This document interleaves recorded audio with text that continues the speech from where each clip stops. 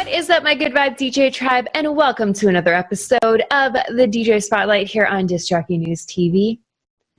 Fearless, innovative, and influential, Mollyfi has been a mainstay in Calgary electronic music scene since the early 2000s. As the founder of Girls on Deck, the DJ collective, she has spent the better part of 2 decades breaking down the walls for fellow female-identifying and non-binary DJs and performers.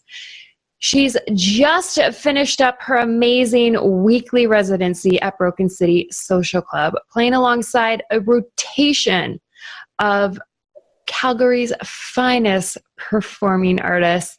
And now she is sitting with me to tell us all about her experience in the industry and some great tips and tricks for all of y'all. Thank you so much for joining us today, Mollyfi. What's up? Yeah. We're here. We made it. We made it.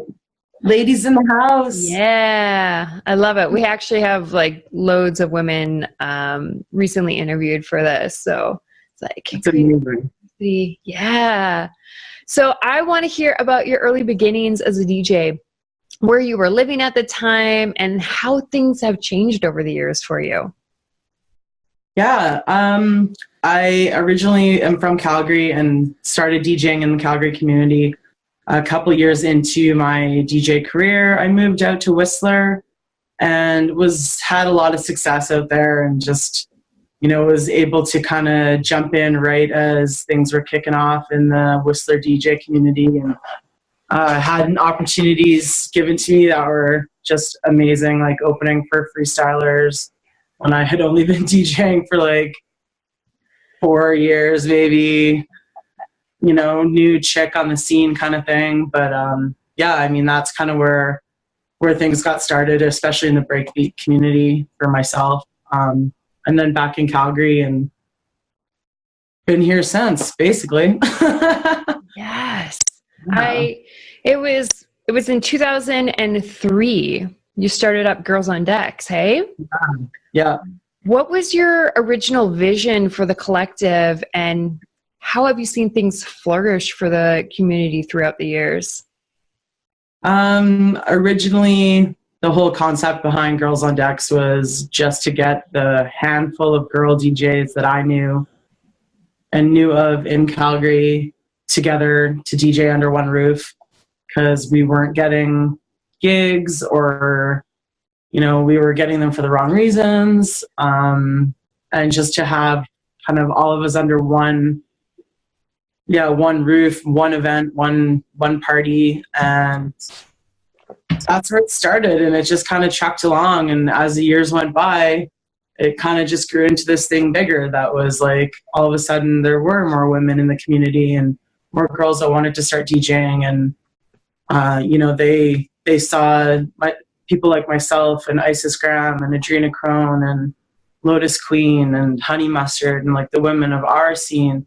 And, we were the founders and the pioneers of this community for women, and they saw kind of strength in numbers, right? And I think that's kind of always how Girls on Decks has been for me, is like, not any one person is not a part of the collective. Like, you're part of Girls on Decks, and Isis is, and Cloves is, and, Ninjette and Jams and all these girls, everyone, like, we're in it together and to support one another. And that's kind of how it's grown, and that's how it's changed for me.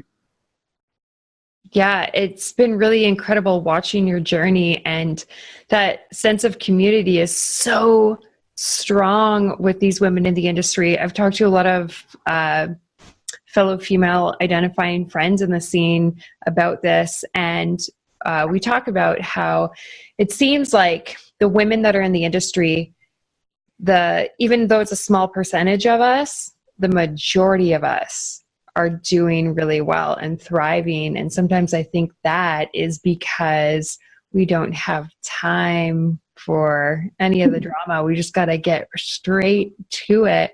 And I feel like your collective has been such an amazing example of that encouragement, and just being the example for the rest of minority groups out there that are trying to thrive in this scene. Speaking of female rosters, you are a part of the Luxe Life Sound crew.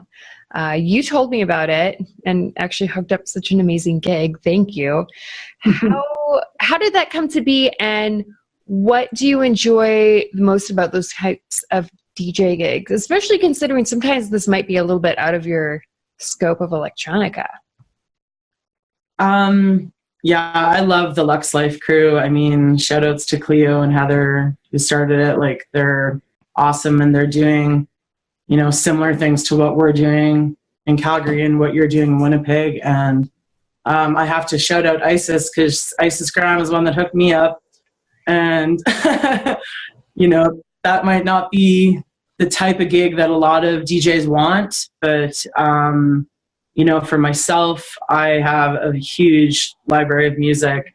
I've DJed for over 20 years, and I've never kind of just stuck to one single thing. So the opportunity for me to be able to play music outside of a bar scene also is nice. And, you know, you get to dress up. It's like a fancy reason to go to the mall. And, you know, it's kind of rewarding when people, you know, you see people that you normally wouldn't see, like, in the daytime out at, like, an event. And yeah, I don't know. I enjoy those types of events. Like, I just like to spread the word of good music, you know? Yeah, absolutely. I feel like it keeps you pretty creative, especially if you're not really into the top 40. So you're like, all right, how can we please everyone while staying true to what I love? Well, I mean, I'm not going to lie. I love a good sing-along. I'm a Missy Elliott girl myself. Yeah. But you have played alongside, like, some serious punters in the scene.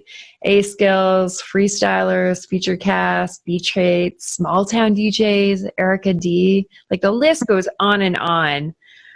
In your opinion, what do you think it takes to be able to open for performances like that? How are you getting on lineups like that? What does it take?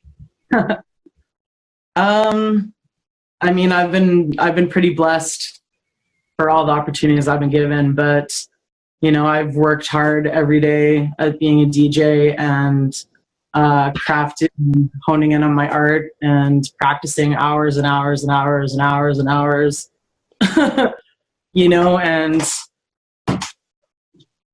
I'm nice to people. And I think that, you know, that definitely, all of that kind of definitely mixed together, along with, yeah, just determination, you know, like, I made the decision that this was what I was going to do, and come hell or high water, we're going to do it. I like that determination and drive. And like you said, you're a nice person, like, easy to get along with. That's really important in this industry. People don't realize that. Well, and it's just, you know, it's, at the end of the day, it's pretty small. Like, there's a lot of DJs, but, you know, there's only so many people that are, you know, the core community. And, you know, I don't have beef with people, and I support everyone, and, you know, just being nice and kind just goes a long way, you know. Get some people up. Absolutely. That is what people say about you, is that, you know, you're just super easygoing. And I mean, clearly you kind of need to be to thrive in this industry, because people talk and you have to deal with these people all of the time. So it's like, do you want to get along, or do you want to be right? And speaking of just, like, amazing things that you have got going on, you recently just finished up your residency with Broken City. Yeah. Can you tell us, because I don't know that DJs always understand what goes into the promoting side of things. What did it take, the team, the branding, the work behind Broken City? It's a lot of work.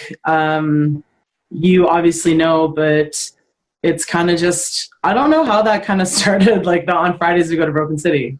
On Fridays we go to Broken City. On Fridays we go to Broken City.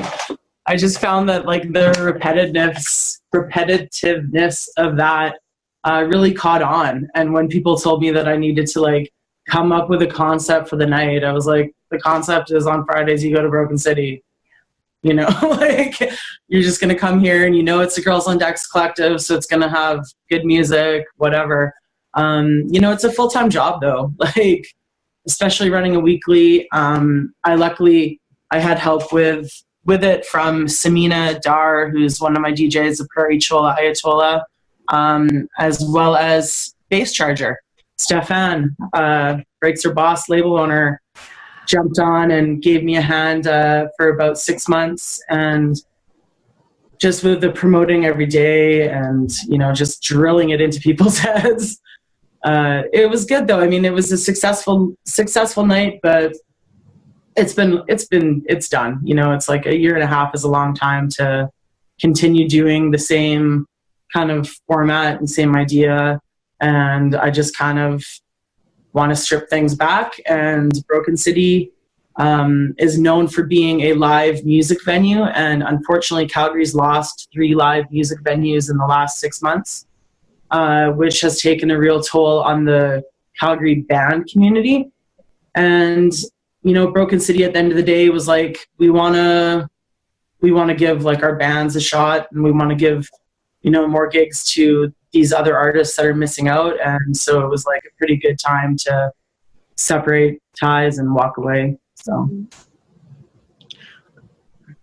I think that really resonates with a lot of artists out there, because sometimes we're pushing a night or a certain genre of music that we're playing that we're not really into it anymore, or it's had its time, and now it's like, let's leave it on a high note, let's walk away, let's go do something else and have a break, like yourself, because you're already so busy doing gigs.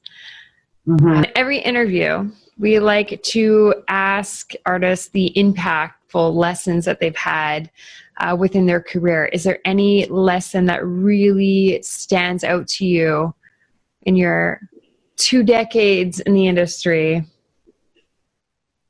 I mean, I think I touched on it earlier, but it really is just coming down to like raising people up.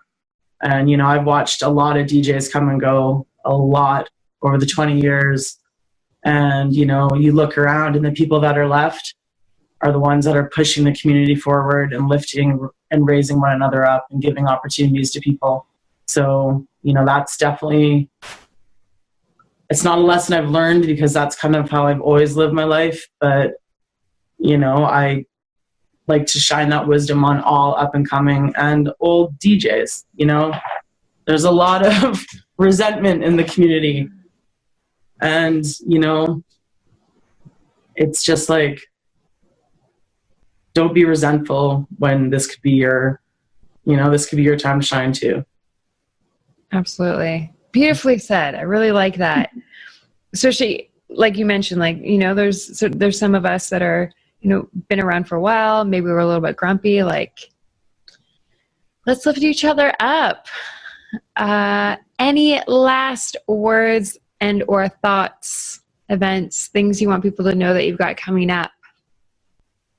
Yeah, I'm starting a new queer monthly night in Calgary at actually Calgary's oldest gay bar, which is called the Backlot. So for any of the Calgarians out there, queer identifying, it's going to be just me all night DJing. I'm so excited.